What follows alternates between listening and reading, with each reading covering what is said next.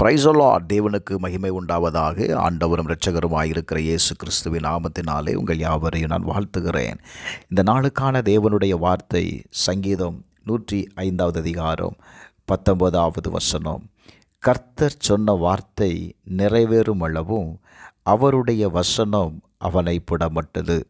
எனக்கு அன்பானவர்களே, யோசேப்பை குறித்து பார்க்கும் பொழுது யோசேப்பு தன்னுடைய வாழ்க்கையில் சகோதரர்களால் பகைக்கப்பட்டு எந்த விதமான ஆதரவும் இல்லாதவனாய் ஒரு அடிமையாய் விற்கப்படுகிறதை பார்க்க முடியும். விற்கப்பட்டவன் எகிப்தினுடைய அரண்மனைக்கு கடந்து வருகிறான்.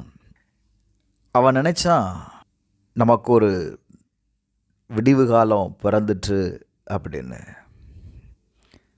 ஆனால் போத்திபாருடைய மனைவி நிமித்தம் அவனுக்கு சோதனை கடந்து வந்தது. சிறைச்சாலையில் அடைக்கப்படுகிறான். தான் நம்பியிருந்த மனிதர்களால் மறக்கப்படுகிறான். ஆனால் கர்த்தர் அவனை மறக்கலைங்க. Glory to God. நம்முடைய வாழ்க்கையில் கடந்து வருகிற உபத்திரவங்களும் வேதனைகளும் கடந்து வரும்போது நாம் சொல்லுகிற வார்த்தை, கர்த்தர் என்னை மறந்து விட்டார். எனக்கு அன்பானவர்களே, வேதம் சொல்லுகிறது, அப்போஸ்தலர் நடபடிகள் 7 அதிகாரம் 10 வசனத்தை வாசிக்கும்போது, தேவனோ அவனோடு கூட இருந்து எல்லா உபத்திரவங்கள் நின்றும் அவனை விடுவித்து எகிப்தின் ராஜாவாகிய பார்வோன் சமூகத்திலே அவனுக்கு கிருபையும் ஞானத்தையும் அருளினார். அந்த ராஜா அவனை எகிப்து தேசத்திற்கும் தன் வீட்டு அனைத்திற்கும் அதிகாரியாக ஏற்படுத்தினார். இந்த கால வேளையில் நான் சொல்லுவேன், கர்த்தர் உங்கள் வாழ்க்கையில் ஒரு உன்னதமான உயர்வான வாழ்க்கையை வைத்திருக்கிறாருங்க. ஒரு உயர்ந்த திட்டத்தை கர்த்தர் வைத்திருக்கிறார். அந்த இடத்திற்கு கொண்டு போய் உங்களை அமர்த்தும்படி தான் தேவன் விரும்புகிறார்.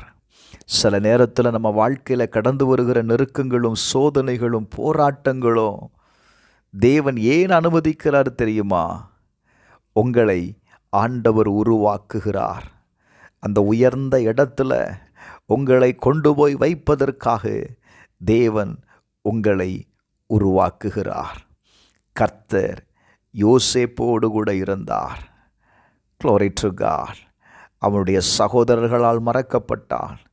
தாய் தகப்பனுடைய ஆதரவு இல்லாதவனாய் ஒரு அனாதையைப் போல அவன் விற்கப்பட்டான். வேதம் சொல்லுகிறது, யோசேப்பு நம்பியிருந்த மனிதர்களெல்லாம் அவனை கைவிட்டு விட்டார்கள்.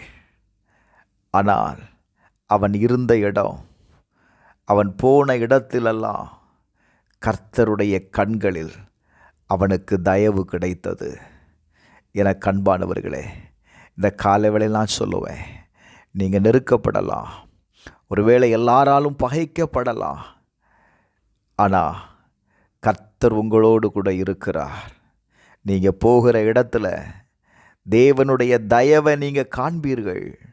இன்றைக்கி நான் சொல்கிறேன், யாரால் நீங்கள் பகைக்கப்பட்டீர்களோ, எந்த உபத்திரவத்தின் பாதையில் நீங்கள் கடந்து வருகிறீர்களோ, அதே இடத்துல கர்த்தர் உங்களை உயர்த்துவார். அநேகருக்கு நீங்கள் ஆசீர்வாதமான பாத்திரமாய் மாறப்போகிறீர்கள். எத்தனை பேர் விசுவாசிக்கிறீர்கள்?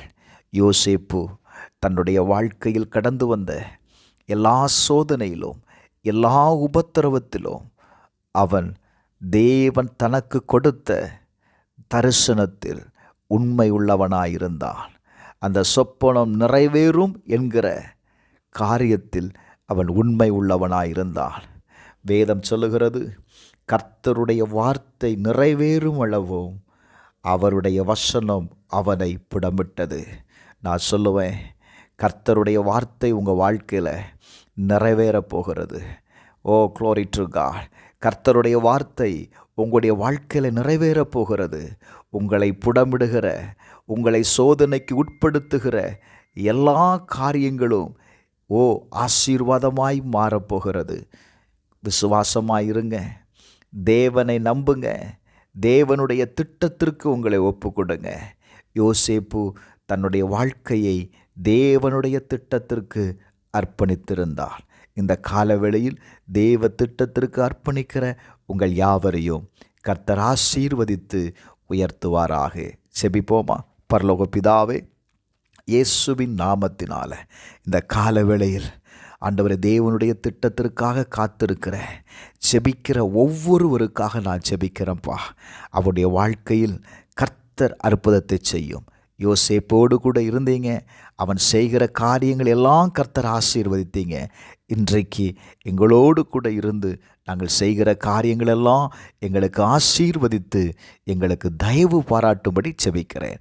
இயேசுவின் நாமத்தில் செபிக்கிறேன் பிதாவே, ஆமென்.